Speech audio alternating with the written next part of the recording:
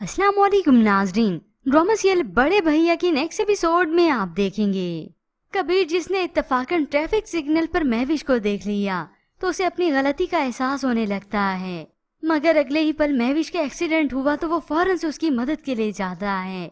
उसे इमरजेंसी में हॉस्पिटल लेकर गया।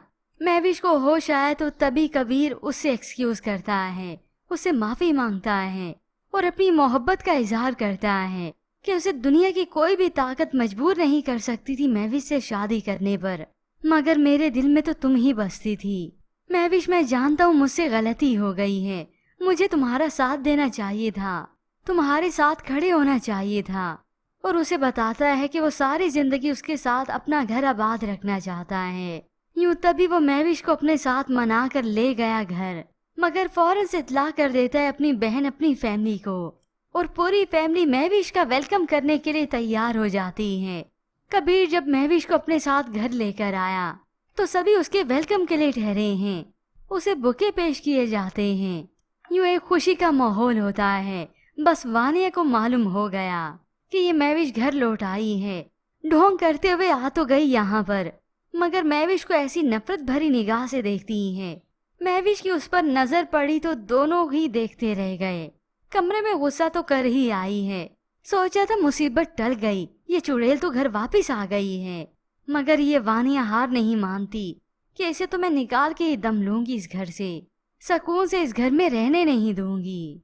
और ऊपर से रोब जमाती है ये वानिया नंदों पर कि अपने भाइयों की जिंदगी में मुदाखलत करना बंद कर दो, क्योंकि मालूम जो है कि महविश इन सब की वजह से घर वापस लौटी है। और फिर कबीर कमरे में जाकर अलग से बुके पेश करता है इस महविश को और उसे अपनी मोहब्बत का फिर से इजहार करता है कि उसके बगैर उसकी जिंदगी अधूरी है। वो तो अब सोच भी नहीं सकता उसके बगैर जिंदगी जीने का।